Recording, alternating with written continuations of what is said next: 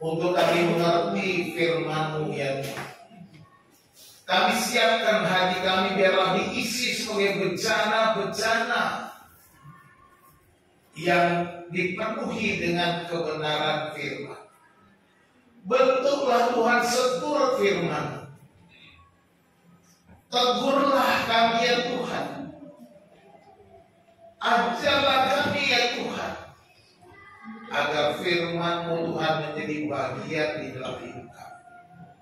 Terima kasih ya Bapa yang baik. Kami mengucap syukur dan siap mendengar firman-Mu hanya di dalam nama Tuhan Yesus Kristus. Berbicaralah, kami siap mendengar. Haleluya. Amin. Silakan duduk. Selamat pagi. Salam. Bapak Ibu yang dikasihi Tuhan, hari ini kita merayakan Hari Raya Pentakosta, Hari Raya ke-50, di mana Roh Kudus dicurahkan. Dan saya mau menyampaikan firman Tuhan hari ini dengan judul Pemberi Harapan Pasti. PHP, bukan pemberi harapan palsu. Yesus berjanji bahwa Dia akan mengirimkan, mengutus Roh-Nya yang kudus, gitu ya. Ya, akhirnya digenapi dan harapan itu pasti. Amin. Sebagai dasar firman Tuhan, mari kita membuka Alkitab kita dari kitab Roma pasal 8 ayat 28. Saya percaya kita semua sudah hafal ini. Roma 8 ayat 28. Kita baca bersama-sama secara serentak. 2, 3. Kita tahu sekarang bahwa Allah turut bekerja dalam segala sesuatu untuk mendatangkan kebaikan bagi mereka yang mengasihi Dia, yaitu bagi mereka yang terpanggil sesuai dengan rencana Allah. Amin. Kita tahu sekarang bahwa Allah turut bekerja dalam segala sesuatu untuk mendatangkan kebaikan bagi mereka, bagi siapa saja yang mengasihi Dia. Ya, ayat ini berbicara bagi yang mengasihi Dia. Yaitu mereka yang mengasihi Dia itu adalah bagi mereka yang terpanggil sesuai dengan rencana Allah. Katakan, aku dipanggil sesuai rencana Allah. Aku mau mengasihi Allah. Kalau demikian, kita akan melihat kebenaran firman Tuhan. Saudara-saudara dikasih Tuhan, pernahkah kita merasakan menghadapi situasi di mana keadaan atau segala sesuatu serasa semua salah, sulit, kemudian justru Allah menjadikannya berkat bagi hidup kita? Saya kira masing-masing kita pernah mengalami hal-hal yang sulit, hal-hal yang salah. Rasa mengapa hal buruk ini terjadi dalam hidupku? Tetapi Tuhan punya rencana yang berbeda. Misalnya, saya kehilangan ayah saya pada waktu umur masih kelas 3 SMP. Tahun 82 mau lulusan. Bagi saya ini sesuatu yang sulit. Bagi saya, mengapa Tuhan memanggil anak saya? Saya masih membutuhkan dia. Itu bagi saya, kok Tuhan buat seperti ini? Tetapi setelah saya menjadi hambanya, baru saya paham bahwa Allah menjadikan semua itu berkat. Dulu waktu saya masih kecil, masih SD, cita-cita saya menjadi seorang tukang insinyur. Tapi insinyur pertanian itu cita-citanya dari kecil. Bapak saya juga mengirim saya ke Jakarta sekolah supaya saya bisa meraih cita-cita saya menjadi seorang ahli pertanian. Tetapi dia panggil ayah saya dan memutus semua cita-cita saya. Tapi di balik semuanya itu saya belajar, ketika saya menjadi hamba Tuhan, saya belajar Tuhan mau supaya saya menjadi hambanya, bukan menjadi seorang insinyur pertanian. Mungkin dalam pengalaman Bapak Ibu juga ada macam-macam pergumulan. Mungkin bertanya-tanya. Rika bertanya begitu juga seperti saya bertanya waktu saya kecil. Esra juga bertanya, kenapa Tuhan seperti ini? Mungkin saat ini mereka belum dapatkan jawaban. Tetapi percaya ada jawaban yang mendatangkan kebaikan bagi kami. Amin. Bapak Ibu dikasih Tuhan, di dalam konteks ini ayat Roma 8 ini ditulis untuk menguatkan orang Kristen di Roma yang menghadapi penderitaan dan penganiayaan. Mereka juga mengalami aniaya, penderitaan. Dan Paulus bersurat, kita tahu sekarang bahwa Allah turut bekerja dalam segala sesuatu untuk mendatangkan kebaikan. Pertanyaannya adalah apa iya? Bagaimana mungkin hal-hal buruk terjadi mendatangkan kebaikan? Mungkin itu menjadi pertanyaan besar bagi setiap orang. Tetapi inilah yang dikatakan di dalam firman Tuhan, bahwa ini ada jaminan Allah memegang kendali atas seluruh aspek hidup orang-orang percaya. Katakan amin. Roma 8 itu bahkan mengingatkan kita bahwa hidup kita dalam kendalinya Tuhan, hidup kita dalam tangannya Tuhan, hidup kita dalam rancangannya Tuhan. Katakan amin. Perhatikan dikatakan itu. Kita tahu sekarang, tahu apa? Pertanyaannya itu, apa yang kita ketahui? Roma 8, 26, 27 itu maksudnya. Ini yang kita tahu, ya. Demikian juga Roh membantu kita dalam kelemahan kita, sebab kita tidak tahu bagaimana sebenarnya harus berdoa. Tetapi Roh sendiri berdoa untuk kita kepada Allah dengan keluhan-keluhan yang tidak terucapkan. Dan Allah yang memiliki hati nurani mengetahui maksud Roh itu, yaitu bahwa Ia sesuai dengan kehendak Allah berdoa untuk orang-orang kudus. Lalu di ayat 28 kita tahu sekarang. Dengan demikian ini mengingatkan kita bahwa sekarang ini baik-baik bahwa Allah mengutus Roh-Nya yang kudus. Allah mengirimkan Roh Kudus kepada kita supaya Roh Kudus itu membantu kita, menolong kita. Dia suruh Roh penolong. Kita tak tahu bagaimana berdoa. Kita mungkin hanya berdoa Tuhan kami. Kita mungkin hanya bernangis. Tuhan pribadi berkata, Tuhan betapa beratnya bebanku. Kita mungkin hanya berteriak, Tuhan aku gak mengerti. Tapi ingat, Roh Kudus membantu kita dalam doa dengan keluhan-keluhan yang tak terucapkan. Luar biasa. Roh Kudus yang diberikan di hatimu, yang membantumu, yang berdoa kepada Allah untukmu. Haleluya.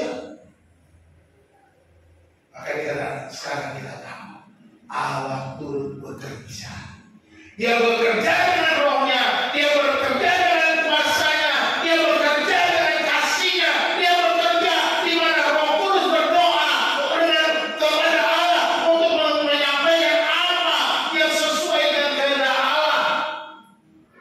Dia berdoa untuk saudara dan saya.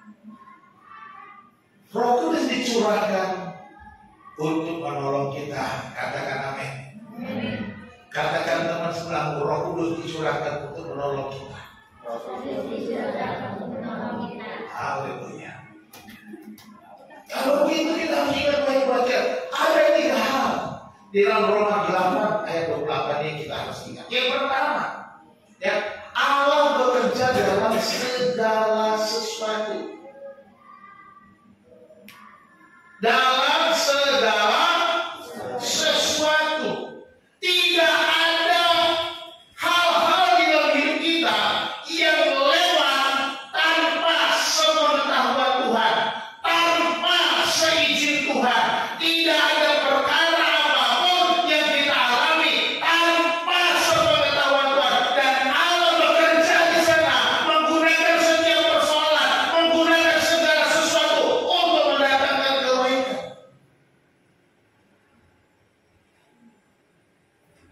Apa segala sesuatu itu?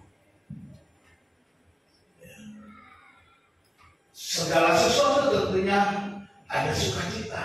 Amin. Hal-hal baik, hal-hal menyenangkan, hal-hal yang membuat kita gembira. Allah bekerja di sana. Haleluya.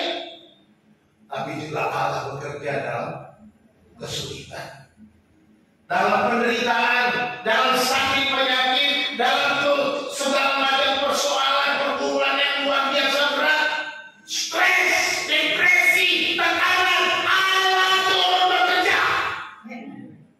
Ini yang dikatakan dalam segala sesuatu. Jadi jangan hanya berpikir hal-hal yang enak. Walaupun Tuhan tidak melakukan yang jahat untuk kita, Tuhan tidak memberikan yang jahat. Dia kan cerita, Yesus cerita, tidak ada bapak yang memberi ular kepada anak yang minta roti. Oh, minta ikan gitu. Tidak ada yang beri batu untuk yang minta roti. Allah Bapa di dunia ini, Bapa di dunia ini tahu melihat apalagi Bapamu yang di surga. Jadi dia nggak berikan yang buruk, tetapi dia mengizinkan, dia membiarkan hal-hal buruk terjadi dalam hidup kita supaya kita belajar bergantung kepada Dia, supaya kita belajar Dia hadir dalam hidup kita, supaya kita belajar kuasanya mampu mengatasi segala perkara, supaya kita belajar berbagai macam tantangan itu. Kita belajar Dia ada, Dia turut bekerja, Dia mengasihi kita. Segala sesuatu juga bicara kesuksesan. Kalau Anda sukses, Allah terlibat di sana, jangan sombong. Pesan saya kepada putra beberapa hari lalu, beberapa malam yang lalu. Ingat baik-baik. Kau mau sekolah dengan tinggi, kau harus bergantung sama Tuhan. Kau harus bergantung sama Tuhan tiap hari, harus baca Alkitab. Jangan lupa berdoa, minta sama Tuhan, supaya tidak jadi sombong. Kalau kau berhasil, bukan karena kau hebat, tapi karena pertolongan Tuhan. Dan kau akan bersyukur. Itu yang harus kita lakukan. Ya, kesuksesan itu datang dari mana? Bukan oh nih gue pinter, gue hebat, gue yang mau. Kalau nggak, gue nggak bisa. Enggak. Tuhan bisa putus kapan saja ketika kita sombong. Ketika kita merasa paling hebat, Tuhan bisa rendahkan. Kalau kita meninggikan diri, Tuhan sanggup menurunkan kita. Amin. Tapi ketika kita merendahkan diri, Tuhan sanggup mengangkat kita lebih tinggi. Itu jadi. Dia juga bekerja dalam kegagalan-kegagalan kita. Jangan pernah menyerah ketika gagal. Jangan pernah menyerah ketika tidak tercapai apa yang kau harapkan. Terus berjuang. Di sana kita belajar agar kita selalu mengandalkan Tuhan.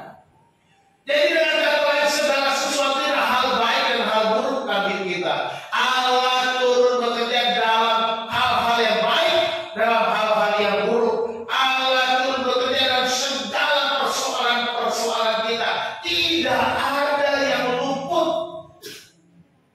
dari perhatiannya. Mari Bapak Ibu, apapun usaha, serahkan kepada Tuhan. Apapun yang kau rencanakan, serahkan kepada Tuhan. Jangan merasa ini aku bisa. Oke, bisa. Silakan bisa. Kita akan sama seperti orang di luar sana yang mengandalkan kekuatannya sendiri, yang mengandalkan kehebatannya, mengandalkan hartanya, mengandalkan jabatannya, mengandalkan posisinya, mengandalkan koleganya, mengandalkan nepotismenya. Mereka di sana melakukan itu. Apakah kita mau sukses oleh karena dengan cara yang sama? Tidak. Orang-orang percaya harus berserah bersandar kepada Tuhan. Maka ketika kita berhasil, kita hanya bilang apa? Segala kemuliaan bagi Tuhan. Katakan amin. Ini yang harus kita dapat. Bapak Ibu dikasih Tuhan, kalau kita melihat kisah Alkitab ada. Kejadian 50 ayat 20. Apa yang Yusuf katakan kepada saudara-saudaranya? Ketika saudara-saudaranya minta maaf. Ketika saudara-saudaranya sudah ketakutan karena Yakub ayah mereka sudah mati, sudah dipanggil Tuhan. Mereka pun takut Yusuf membalas dendam. Mereka pikir masa depan mereka sudah tidak ada lagi. Mereka pikir mereka tidak punya harapan lagi karena ayah yang tidak ada. Jangan-jangan Yusuf akan membalas dendam, akan menghancurkan kita. Karena Yusuf punya kuasa di Mesir. Tapi Yusuf dengan kerendahan hati, dia tahu rencana Allah, dia tahu kehendak Allah, dia tahu firman Allah. Oleh sebab itu dia berkata, memang kamu telah berkata-kata yang jahat terhadap aku, tetapi Allah telah berkata-katanya untuk kebaikan dengan maksud melakukan seperti yang terjadi sekarang ini, yakni memelihara hidup suatu bangsa yang besar. Yusuf tidak melihat masa lalunya sebagai musuh, tidak melihat masa lalunya sebagai sesuatu yang harus dia tuntut ulang. Dia tidak melihat masa lalunya sebagai tantangan, tetapi dia melihat ke depan. Dia melihat kepada Allah, dia melihat kepada panggilan, dia melihat kepada visi. Di mana Allah berkata, apa yang dia katakan kepada Yusuf di dalam mimpi-mimpinya. Itu yang dilakukan untuk mendapatkan semua mimpi itu. Yusuf dengan kerendahan hati melewati masa-masa sulit.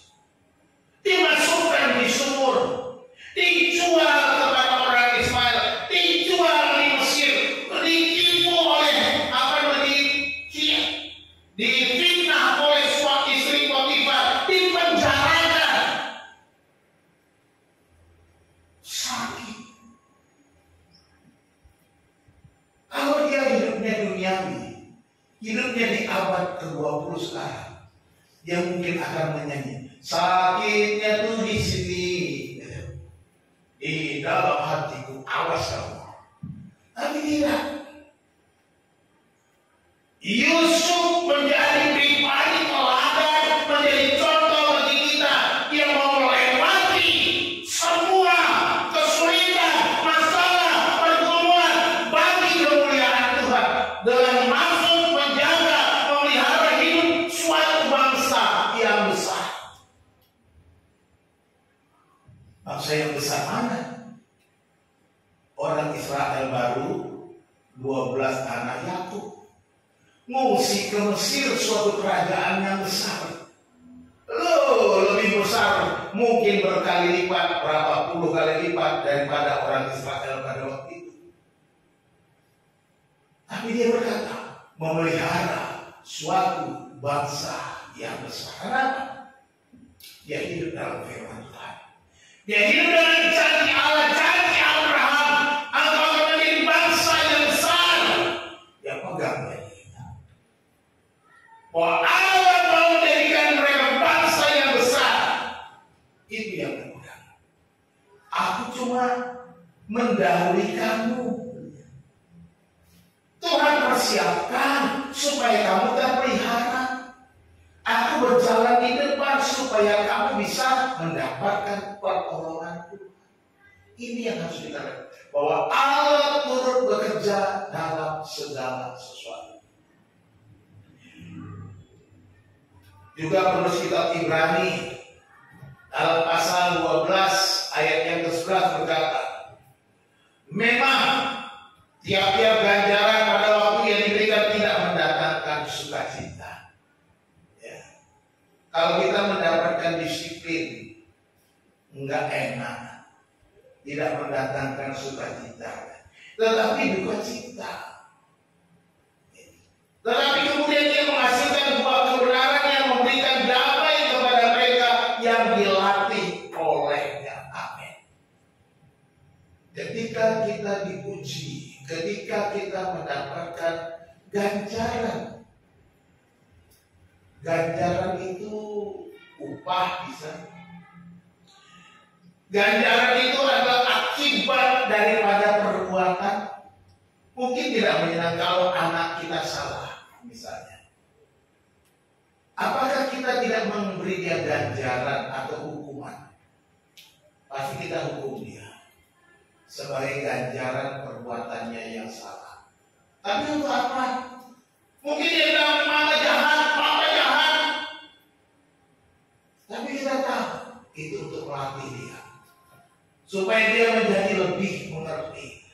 Itu salah, ini benar.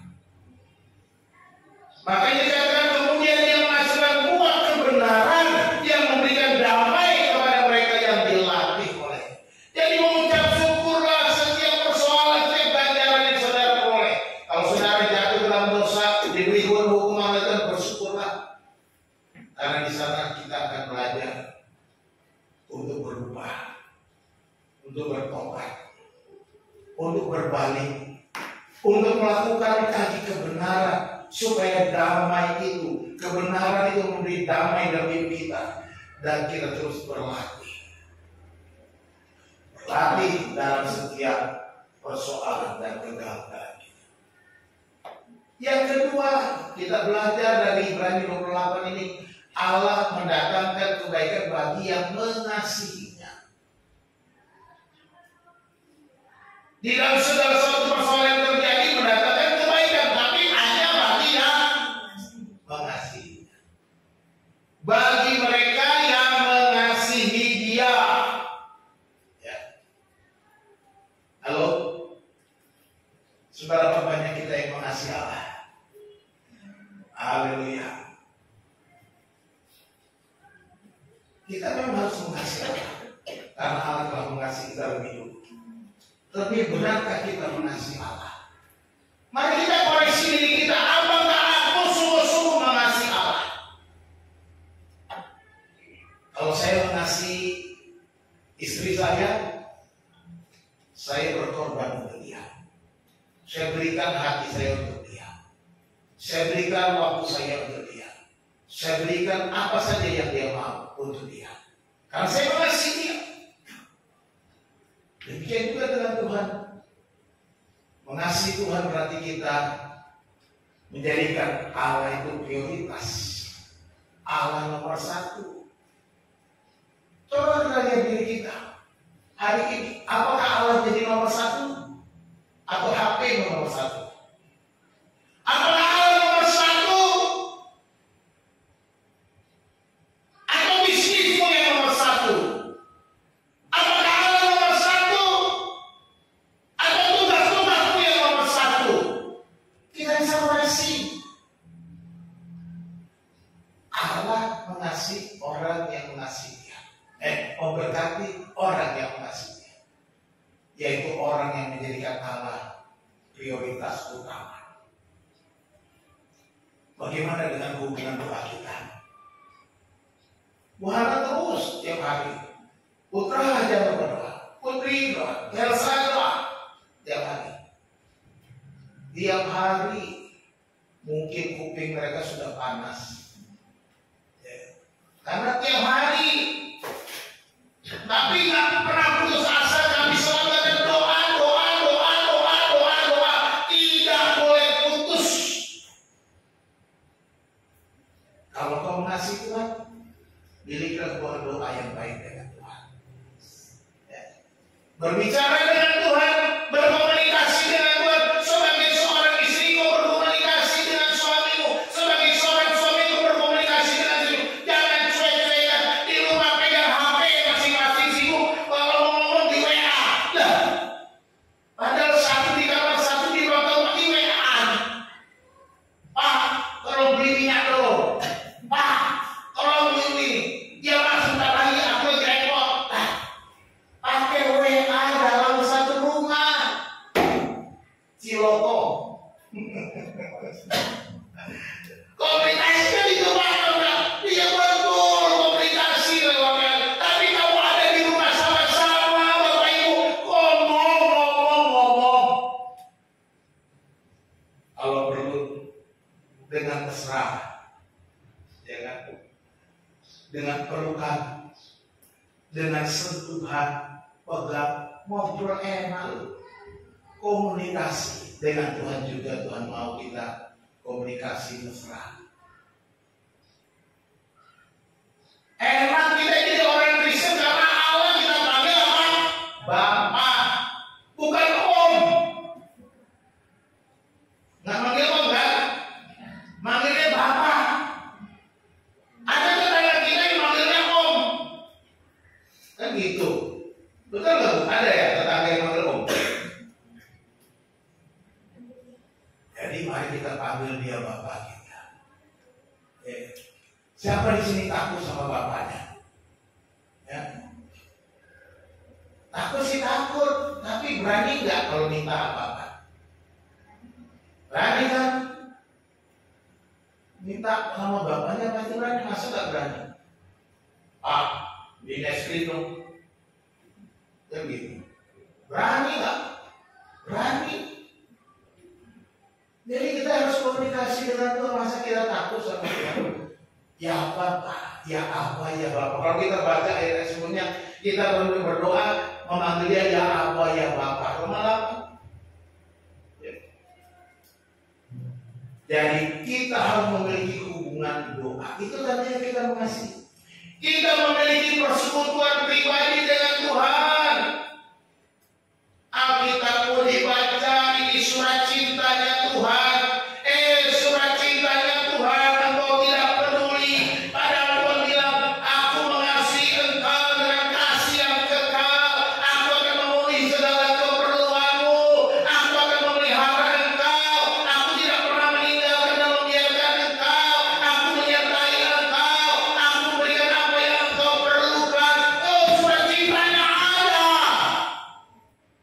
Tapi kita nggak pernah peduli. Coba waktu pacaran dapat surat itu, zaman saya dulu pakai surat. Kalau zaman sekarang mungkin pakai WA. Halo saya, terima kasih ya bro. Happy banget kalau sama ya. Ya kan? Jujur anak muda, udah makan siang belum? Baru aja makan siang bro. Udah makan belum? Aku kalau bisa pakai ikan teri. Diapain? Disambelin. Pakai apa sayurnya? Oh sayurnya sayur pare. Bacanya maunya ulang-ulang. Kalau zaman itu pakai surat, Pak Kardi itu, enggak, Pak Kardi nggak mau surat-suratan. Soalnya asrama dekat dengan rumah pacarnya. Pakai surat. Ya. Baca pengen baca ulang-ulang sampai lecet, mungkin tidur juga di bawah sampai kena udah surat. Sakit sih, cinta. Nah kita cinta sama Tuhan. Siapa ngasih Tuhan saya? Baca Alkitab tadi yang hari. Ya kadang-kadang Pak, kalau sempet. Ya. Masa kalau sempet, jangan dong. Ya, harus ada waktu. Sediakan waktu baca firman Tuhan. Ini persaudaraan pribadi. Ya. Yang berikutnya, mengasihi berarti kita menaati dan mengalami firman-Nya. Baca juga lakukan, alami firman Tuhan. Taati firman Tuhan dan percaya penuh janjinya. Ini yang kita lakukan. Ini tanda-tanda orang yang mengasihi Allah. Dikatakan Allah mendatangkan kebaikan bagi yang mengasihi Dia. Kalau kau mengasihi Allah, percaya penuh janjinya, taati firman-Nya, alami firman-Nya, itu akan mengalami kebaikan. Kita nggak mengalami kebaikan karena nggak mengalami firman. Kita nggak mengalami firman karena nggak tahu firman. Kita nggak mengalami firman karena kita tidak pernah belajar firman. Kita tidak pernah menyimpan firman itu dalam hati kita. Kita hanya menyimpan firman itu di otak kita sebentar saja, dalam ingatan memori kita yang sebentar lupa, lewat saja. Simpan firman Tuhan di hati supaya kita bisa mengalami firman Tuhan. Jadi firman Tuhan dalam 1 Korintus pasal 2 ayat yang ke-9 dikatakan, tetapi seperti ada tertulis, apa yang tidak pernah dilihat oleh mata, tidak pernah dilihat oleh mata, dan tidak pernah didengar oleh telinga, dan yang tidak pernah timbul di dalam hati manusia, semua yang disediakan Allah untuk mereka yang mengasihi Dia. Haleluya, amin. Yang memberikan apa yang tidak pernah kita lihat, tidak pernah kita dengar, tidak pernah timbul di hati kita mau apa, tetapi Tuhan memberikannya. Makanya alami firman. Itu diberikan bagi mereka yang mengasihi. Apa yang tak pernah dilihat mata, amin, yang tak pernah didengar telinga, yang tak pernah timbul di dalam hati, semua disediakannya bagi mereka yang mengasihi Dia. Allah sanggup melakukan perkara yang besar, dulu, sekarang, dan selamanya. Kuasanya tak berubah. Amin. Allah sanggup. Allah sanggup. Apapun persoalan, apapun yang kau hadapi, Dia sediakan bagi mereka yang miliki hubungan yang baik dengan Tuhan. Mulai hari ini Tuhan, aku mau mengasihimu dengan sungguh-sungguh, supaya aku bisa mengalami firman Tuhan, mengalami berkat-berkat Tuhan. Aku mau mengasihi Tuhan lebih daripada itu. Aku menjadikan Tuhan nomor 1. Itu Tuhan. Jadikan Tuhan nomor 1. Mungkin nggak ada yang terasi. Jadikan Tuhan nomor 1. Yang kenceng gitu loh. Teriak 1 gitu loh. Benar-benar jadikan Tuhan nomor 1 dengan kesungguhan hati. Juga janjinya dalam Yohanes 15 ayat 10. Kata Tuhan Yesus begini, jikalau kamu menuruti perintahku, menanti, kan kita punya hubungan dengan Tuhan, kata ada, jikalau kamu menuruti perintahku, kamu akan tinggal dalam kasihku. Jadi orang yang mengasihi Allah itu tinggal dalam kasih Allah, orang yang menuruti perintah Allah. Seperti aku menuruti perintah Bapakku dan tinggal di dalam kasih-Nya. Digambarkan hubungan yang indah antara Yesus dan Bapa. Demikian juga kita, kalau kita turuti, taati, alami perintah Tuhan, maka kita akan tinggal di dalam kasih-Nya Tuhan. Bagi kita yang mengasihi Dia, kasih Tuhan melimpah. Jadi ingat baik-baik, orang yang mengasihi Tuhan adalah orang yang menaati perintah Tuhan. Ya. Orang yang mengasihi Tuhan adalah orang yang menuruti segala firman-Nya. Jadi mari kita berlomba-lomba menuruti firman Tuhan, mengasihi Tuhan, agar kita mengalami kebaikan. Yang ketiga, kebaikan Allah itu ada dalam rencananya. Kebaikan Allah ada di mana? Dalam rencananya. Allah punya rencana selalu datangkan kebaikan. Pertanyaan, apa itu kebaikan?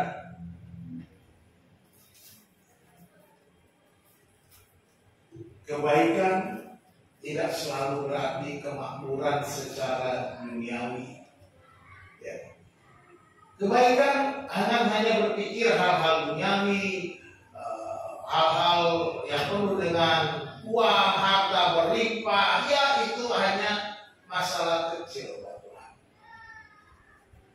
Tapi dunia ini, orang dunia ini selalu mengukur kesuksesan dengan hepek, dengan doi, kata orang Manado, dengan uang, dengan duit. Tapi Tuhan tidak berbicara soal uang saja. Walaupun itu merupakan hal yang penting bagi kita, kita memerlukannya, Tuhan bisa melakukannya. Tapi itu bukan harapan kita yang utama. Jangan jadikan uang yang utama. Yang kebaikan adalah bagaimana pertumbuhan rohani kita. Dan mendatangkan kebaikan berarti mendatangkan pertumbuhan kehidupan rohani kita. Kita semakin bertumbuh karena pengalaman-pengalaman berjalan bersama Tuhan. Kita semakin bertumbuh lewat persoalan-persoalan, lewat segala sesuatu yang kita alami. Kita semakin menjadi manusia rohani. Jadi manusia rohani tentunya lebih rendah hati, tidak mudah tersinggung, tidak mudah mukanya berubah menjadi muka buah pepaya katanya ya, mengkeret, tidak diganggu oleh segala macam itu. Orang yang menjadi rohani itu dia hatinya tuh tidak menjadi kacau, bukan karena apa? Orang lain menyakiti, karena tidak sesuai harapan. Nah, orang yang rohani itu akan tetap tenang. Orang yang rohani itu tetap rendah hati, tidak membalas yang jahat dengan jahat, tidak membenci, tidak mengkerut mukanya ketika ketemu orang yang menyakitinya, tapi dia penuh dengan smile, senyum, tetap senyum. Dia pun akan nyanyi, dalam suka duka ku kan tetap tersenyum. Amin. Diolok dihina ku kan tetap tersenyum. Kenapa? Karena ku tahu Tuhanku Yesus sertaku. Apapun terjadi ku kan tetap tersenyum. Sedikit yang mau tersenyum. Tapi ketika sebelum itu baru pada senyum semua. Ya, tidak selalu berbicara tentang harta duniawi, tapi juga pertumbuhan. Kebaikan berbicara juga adanya sukacita dan damai sejahtera. Ada sukacita, ada damai sejahtera yang tidak digoyahkan oleh persoalan. Damai sejahtera tidak digoyahkan oleh badai. Damai sejahteranya tidak diukur dari berbagai tantangan, tapi diukur bagaimana dia menghadapi dengan tenang. Damai. Amin. Kebaikan itu juga berarti terlaksananya rencana ilahi. Makanya rencananya Allah itu ada dalam kebaikan Allah itu ada dalam rencananya. Terlaksananya rencana Allah dalam hidup kita, inilah kebaikan yang harus kita ingat, yang harus kita tahu. Seperti yang katakan tadi, saya tahu Allah punya rencana dalam hidup saya, maka Dia panggil ayah saya ketika masih muda. Ayah saya dipanggil umur 48 tahun. Karirnya waktu itu semakin menanjak, jabatannya makin naik, tapi Tuhan panggil, diputusnya. Ya. Rasanya seperti di kepala itu dipukul dengan palu besar, aduh sakit benar. Ya. Tapi rencana Allah berbeda.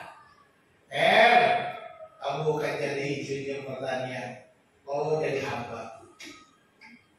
Rupa-rupanya, setelah saya jadi hamba Tuhan, ibu saya cerita, kalau dia berharap saya jadi hamba Tuhan, ternyata beda ibu saya dengan bapak saya. Bapak saya mau jadi saya insinyur pertanian, tapi ibu saya mau jadi hamba Tuhan. Tuhan dengar doa ibu. Di doa ibuku, namaku disebut. Ibu-ibu, berdoa untuk anak-anakmu. Gua ada sini kali loh, Pak, gimana ini? Oh, tugas aku cuma berdoa. Tak usah protes-protes lah. Saya ingat, nanti anak kita begini, doakan. Saya cuma bilang ke anak kita, ada di waktu bosan. Enak kamu. Jadi itulah hamba Tuhan, enak gampang ngomong, doa aja. Ya, cuma doa. Bagaimana nih Pak? Elsa bagaimana nih Pak? Doakan. Putri bagaimana nih Pak? Doakan. Yang lain. Itu aja yang saya katakan. Pelaksananya rencana ilahi. Kita boleh pikir, oh nanti anakku mau dipilih. Sabar. Ada rencana ilahi. Amin. Sabar. Segala sesuatu harus kita katakan, Tuhan, biarlah kehendak-Mu yang jadi, bukan kehendak-Ku. Jadilah kehendak-Mu, bukan kehendak-Ku. Kita mungkin punya, pengen kita anak kita begitu itu lalu, tapi Tuhan, berserahkan padamu. Bukan kehendak-Ku, melainkan kehendak-Mu. Itu yang harus kita. Ini memang doa paling sulit. Itu yang Yesus ajarkan, praktekkan, menjadi contoh bagi kita. Doa paling sulit, nggak masuk akal. Tapi itu yang harus kita lakukan. Kita mungkin punya keinginan banyak, tapi biarlah yang melaksanakan rencana Allah. Ini ayat yang paling terkenal lagi. Yeremia 29 ayat 11 kita baca sama-sama yuk. Ini ayat terkenal, harus baca. 2-3. Sebab aku ini mengetahui rancangan-rancangan apa yang ada padaku mengenai kamu.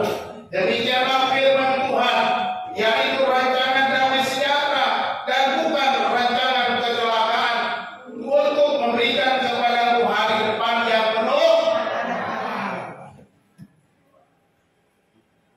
Yesus adalah pemberi harapan pasti.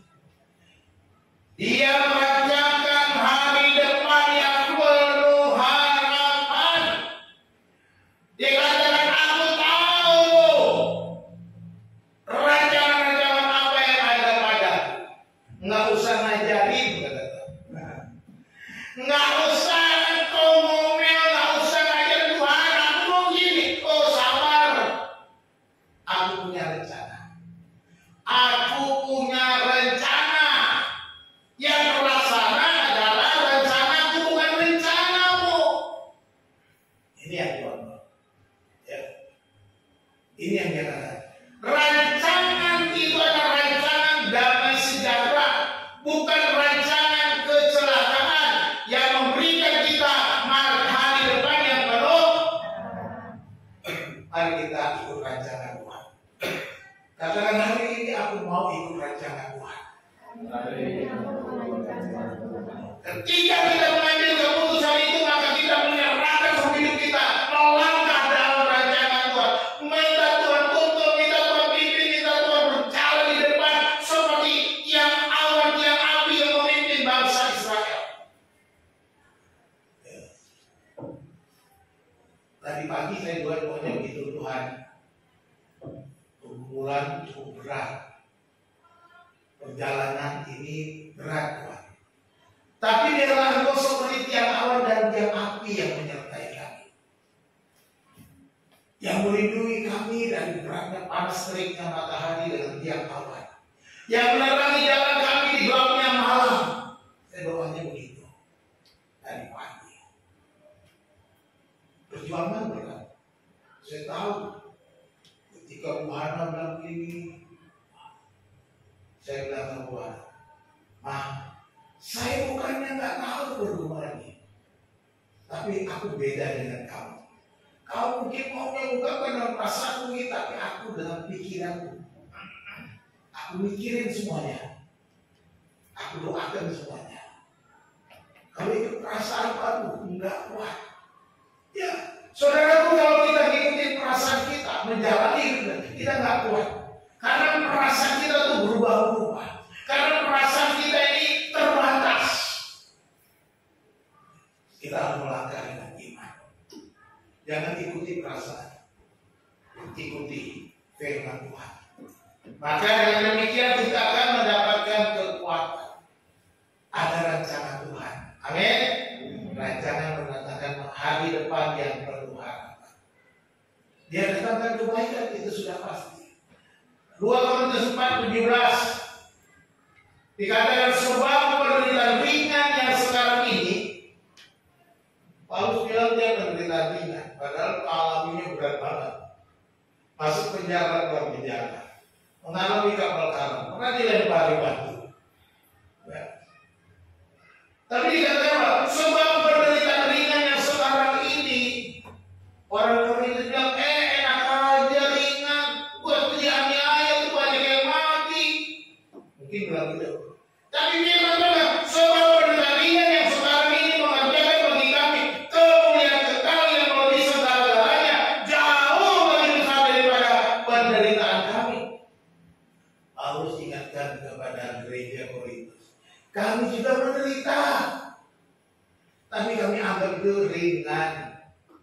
Santai bro, katanya. Karena penderitaan itu mendatangkan kemuliaan kekal yang melebihi segala-galanya.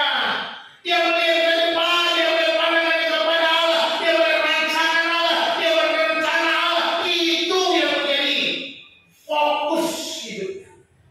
Apapun yang kita hadapi hari ini, fokus pada rancangan Allah. Ya, tekanan memang berat. Saya tahu krisis memang berat.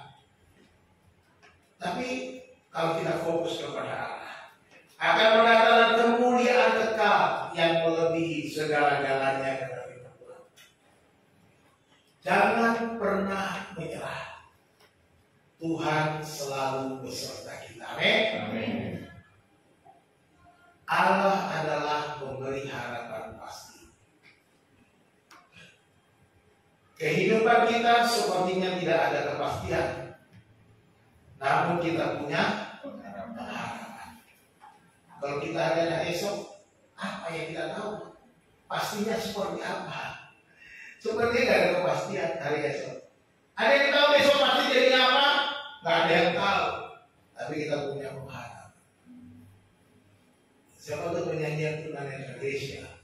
Walau ku tak dapat melihat semua rencanamu Tuhan, namun hatiku tetap memandang padamu, kau tuntun langkahku.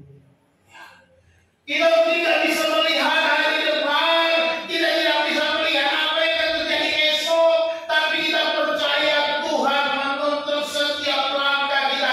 Kita punya harapan yang pasti di dalam Tuhan. Katakan amin. Ada lagu juga yang suka Bu Hana nyanyikan ini. Ku tak tahu kan hari esok, namun langkahku tetap.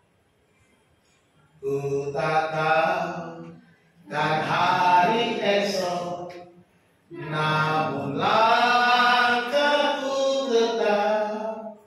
Bukan surya ku harapkan, karena surya kan lenyap. Amin. Apa lagi? Oh tiada tiada ku gelisah akan masa menjelang. Ku berjalan serta Yesus, maka hatiku tenang. Jalanlah bersama Yesus. Katakan, Tuhan pegang erat tanganku. Tuhan pegang erat tanganku. Jangan lepaskan. Ini harus kita lakukan. Kalau kita pegang Tuhan kuat-kuat, kita mungkin lelah, terlepas, dan kita mungkin tertinggal. Tapi biarkan Tuhan yang memegang kita dengan erat, dan itu tidak akan pernah lepas. Sebab dalam firman Tuhan Yesus berkata, semua yang ada dalam tanganku tidak ada yang dapat merebut mereka dari tangan Bapakku. Ada yang bisa merebut kita dari tangan Tuhan. Ini yang dia katakan. Bapak Ibu Saudara kasih Tuhan, sebagai kesimpulan memberi harapan yang pasti, kita belajar hari ini bahwa Allah bekerja dalam segala sesuatu. Dia bekerja. Dia tidak tidur. Dia tidak terlelap. Dia tidak merasa bodoh dengan hidupnya. Dia tahu. Digambarkan kalau dia bicara Keluaran 32:11. Laksana Raja Wali menggoyang bangkitkan isi sana. Melayang-layang di atas anak-anaknya, mengepakkan sayapnya menampung seekor demi seekor, membawanya di atas kepaknya. Itu yang dia lakukan. Dia bekerja. Atau mungkin saudara sedang kepayahan, perhatikan Allah bekerja. Allah mengawasi kau, Allah melihat engkau sedang kepayahan, dan dia akan menolong tepat pada waktunya. Hari ini apapun kekhawatiranmu, tuliskan kekhawatiranmu dan serahkan kepada Tuhan. 1 Petrus 5 itu juga serahkanlah kekhawatiranmu kepada Tuhan, dan dia akan bertindak menyelesaikannya. Serahkan segala kekhawatiran, segala persoalan, segala masalah, segala tekanan yang kau hadapi, serahkan kepada Tuhan. Ulang, tuliskan semuanya. Ini Tuhan, bebanku. Aku mau Tuhan angkat semua ini. Dia bekerja dalam segala sesuatu, mendatangkan kebaikan bagi mereka yang mengasihi Dia. Harapan pasti itu diberikan bagi mereka yang mengasihi Allah. Mari kita membangun hubungan yang baik, yang setia, yang tekun dengan Tuhan melalui doa dan persekutuan pribadi. Miliki hubungan pribadi dengan Tuhan. Nyatakan kasihmu kepada Tuhan dengan hubungan yang benar-benar baik dengan Tuhan. Dan kau akan mengalami kebaikan-kebaikan Tuhan. Tuhan memberikan harapan, pastikan Dia punya rencana yang indah. Rencana yang Tuhan tidak pernah gagal. Rencana Tuhan tidak pernah dibatalkan. Ketika Dia berfirman, firman-Nya itu akan melaksanakan apa yang diperintahkannya. Dan tidak pernah kembali dengan sia-sia. Tidak ada rencana Allah yang gagal. Mintalah hikmat agar mengerti rencana Allah bagi kita. Ketika kau mengalami tekanan, Tuhan berikan hatimu untuk mengerti rencanamu, untuk mengerti rencanamu, supaya bisa bertahan. Tambahkanlah imanku ya Tuhan. Doanya begitu. Minta kekuatan, minta hikmat, minta iman yang kuat, supaya kita tidak goyah, tidak dikacaukan oleh situasi dan kondisi dalam hidup kita. Sebagai penutup, saya mengutip Dr. Billy Graham. Ada yang bisa baca itu, Pak? Hope will accompany us through our uncertain tomorrow if we will receive by faith the God of hope. Itu bahasa Batak. Bu Ani tahu terjemahannya. Makanya Bu Ani terjemahkannya itu. Terjemahannya Bu Ani. Pengharapan